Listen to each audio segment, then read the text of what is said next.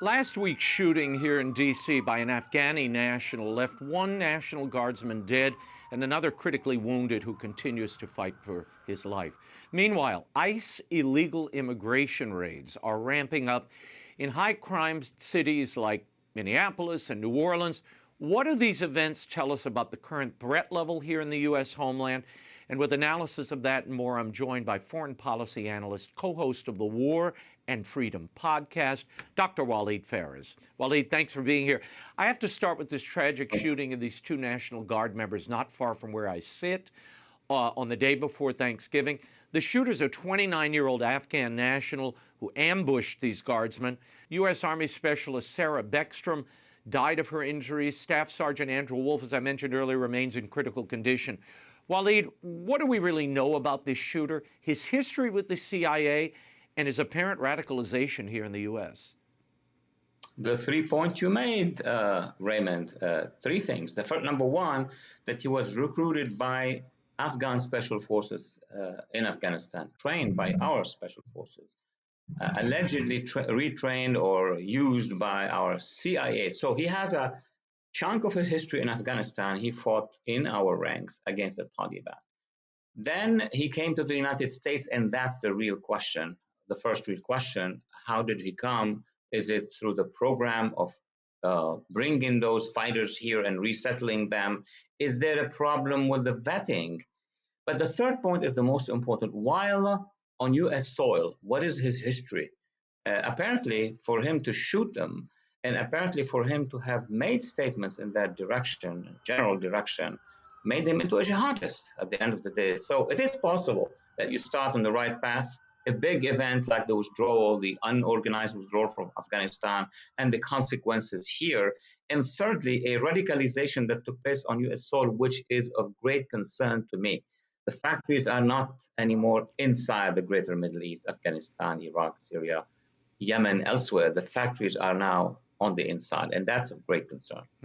The administration's response has been swift, Walid. Secretary of State Marco Rubio announced the State Department has paused visa issuances for all individuals traveling on Afghan passports. U.S. Citizenship and Immigration Services announced it's pausing all asylum decisions until they can ensure that every alien is vetted and screened to the maximum degree possible. Walid, has this been the proper response, or is this collective punishment, as some critics claim? Few points, Raymond. Number one, I personally had that conversation, my first conversation actually, with the President Donald Trump in New York, in his office, in his tower. His first question was what to do about those jihadists to be inside the United States, talking about 2015. And he was very convinced that we need to have a strong policy of what he called maximum pressure, maximum vetting. And he was right. But guess what happened? During the first mandate, as for many other issues, there was an intifada on him from within his own bureaucracy. His own agencies were not really carrying his policies because we have wasted 4 years of a first Trump administration not being able. Our hands were tied up as an administration to go all the way of what he's doing right now. Now, the difference is now he has a strong cabinet. He has agencies with people who respond to his requests and orders. So we are on square one moving forward. At least we are moving forward. Yeah, here's the real question. What is it in Islam that allows this kind of, I hesitate to call it this, but it's what it is, this kind of double face, if you will. One where you're helping America, we're translating and we're fighting at your side, and then they come to America and suddenly they turn against us. What is it in Islam that facilitates that mindset, if you will? In general terms, before going into the details, I'm getting there in a second. I was surprised when I came in as an immigrant, right? Now, people forgot that I'm an immigrant who came 32 years ago. And I came already as a professor almost, and I taught Middle Eastern studies and Islamic studies and religious conflict. And here I realized that there is something wrong with our understanding of what it was. Because you're asking me, what is it about? And I saw that big problem actually, not just after 9/11, but before 9/11, and the crucial 10 years after the collapse of the Soviet Union. That was the next thing to deal with. But one of my conclusions is, yes, we can have a theological debate about what is Islam, what is Christianity, what makes this. But I have pinpointed, we have identified, a group of us at least, that there is a very specific ideology. It's not something in the air. It's called jihadism. It has controlled part of the Islamic civilization, as other extremists, like the Nazism, have controlled part of Western civilization, and that is where the problem, in the sense that the jihadists in general, their ideologues, we know many among them. I've studied them, and some are still alive. They convince their partisans, their supporters, so they convince those who start to believe in them that the ultimate goal, the absolute ultimate goal, is the creation of a caliphate, is the control of the world. I mean, that was also the call of the Bolsheviks, the Soviets, etc. So there is part of the story that many Americans are not yet getting because of our media or our academia. It is the concept of taqiyya. Now, many people keep talking about taqiyya, Taqiyya. It's deception, and it's part of the jihadist ideology. What it means in layman's term is that when you have to, you could say any story about why you need the help of the infidels. And in this case, what was the help? In the case of Afghanistan, but in many other countries, take us to America because we are persecuted here. Take us to America because we are persecuted here. We helped you there, so we can help you here. But if you already have been radicalized into a jihadist, you could simply say it. And once you get to where you want to go, revert back to your initial jihadist ideology. And it will be perfectly sitting, not even negated by the jihadists. They're not lying. They think that they're not lying. In fact, that's what they're doing actually, is deception. Wow. Yeah. I've heard of that doctrine. And again, that's part of the ideology that has overtaken the radical side of Islam.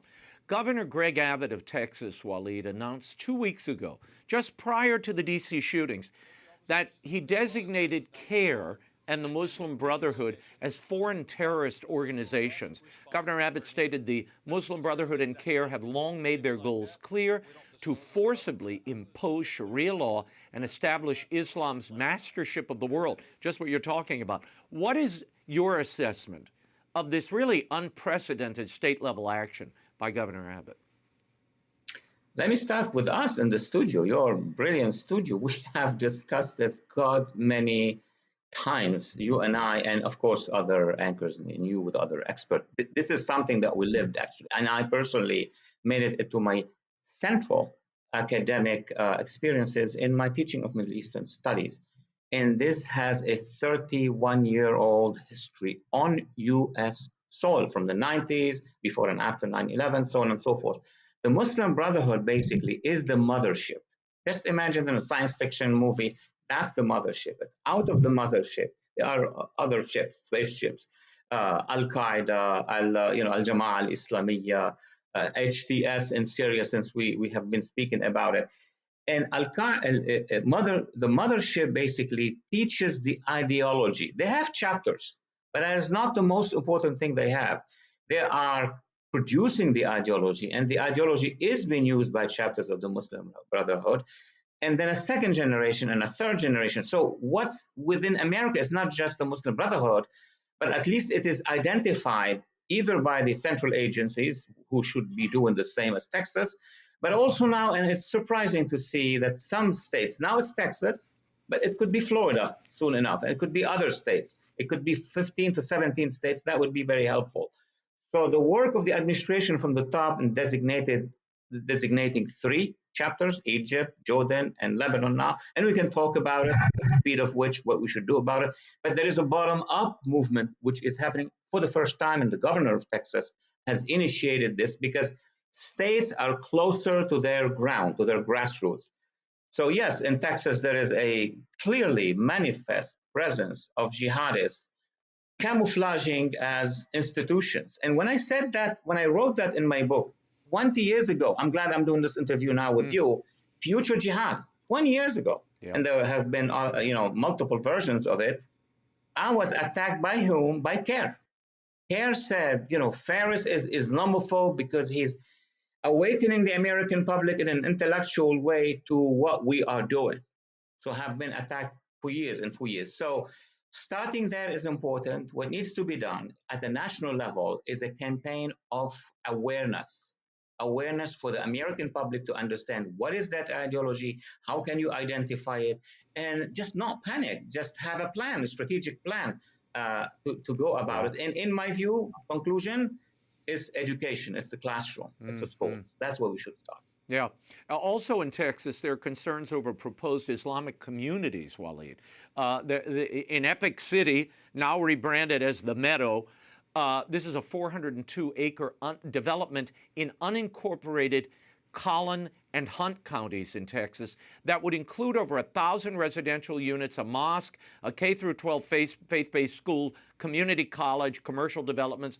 Governor Abbott has launched multiple investigations. There's also a massive 150,000 square foot Islamic center in Houston. Your thoughts on these developments? What's the legitimate concern here versus what could be religious discrimination? No, absolutely. It's a great question. And I'm glad that you are asking it because that should have been done, if not in 91, 92 after the collapse of the Soviet Union, but at least after 9/11. I've been yeah. in discussions with DHS, FBI, all this stuff. But then came 8 years of the Obama administration, followed 4 years later by the Biden administration, which has frozen and stopped this debate. So it's like you and I are discussing now. We are in 2012, 2011, 12. We lost a lot of time in that debate. But in a short discussion, I make a distinction between normal, natural growth of communities. And America is a land of opportunity. You want to have a religious center, have. You want to buy a lot of land, buy. That's not the problem. The problem is who is in control of it, what they are saying, what they are doing. And the concern is that the Brotherhood and other jihadists are the main command and control centers of this operation. For example, educational centers, fine. But let me see your history books. Let me see your civic books. Let me see your political science books. That's where they are cooking a process of indoctrination of youth. That's what it is. It happened in the 30s with the National Socialists and in many other places with the Baathists in Syria. So let's not be shy about it. It doesn't matter if it's now in Texas or it's in Idaho or it's in Bordeaux in France. Yeah. That's how the jihadists operate. Education, grassroots. Walid, I only have a couple of minutes. I have to get to Pope Leo's historic visit to Turkey and Lebanon, an area you know so well. As a native of Lebanon, what was the spiritual significance of this visit, and what impact, if any, do you think Pope Leo had going there? Let me quickly say I make a distinction between the importance of this visit, which is always important, and I think I've attended one, but long time ago. I've been away from Lebanon because of the threats inside Lebanon today. The Pope in Turkey has among the ancient Christian sites, but the country is not Christian. There's a small minority. Lebanon, the Christians have founded Mount Lebanon first, and then, of course, the Lebanese Republic. And there's a large Christian population which has been submitted to suppression, to threats by Hezbollah, by the Muslim Brotherhood, by others. And a lot of moderate Muslims as well. To see the Pope appearing is a big sign, a big shot of morale and spirituality that they need. They need to be connected to the international Catholic, in that case, Orthodox or Christian world, and also to the moderates in the Muslim world. And it happened with this Pope. That's that was a beautiful thing. And you saw them come out. I mean, really, it was the entire community that came to welcome him and celebrate Mass with him. That was beautiful. I think some of the language used to kind of avoid saying anything negative about Islam was problematic. He should have been, I wish he would have been a little more forthright. I mean, yeah, he said religion shouldn't be used for violence, but again, it's so nuanced. A clear declaration, I think, might have been helpful, particularly in that region of the world and this population, his own people that are being so persecuted right now. I'll give you the last word. Absolutely. You know what? It's right. Christians in the Middle East, we see what's happening in Syria. They are persecuted. What happened to the Assyrians and Yazidis in Iraq? What's happening now in Nigeria? I mean, there is an assault on this community. The problem is not in the region. The problem is in the intellectual circles and expertise in the Vatican, and you're the expert on that, they should change foreign policy in the Vatican to equip the Pope with the narrative you're talking about, because it's not just the head of, bureaucracies, the Vatican, the biggest one, but he's the head of a spiritual movement, which is Christianity. Yeah. We will leave it there, Walid. Iran, an imperialist republic, and U.S. policy by Dr. Walid Phares is available at bookstores everywhere and online. Walid, thank you for being here. Thank you, Raymond.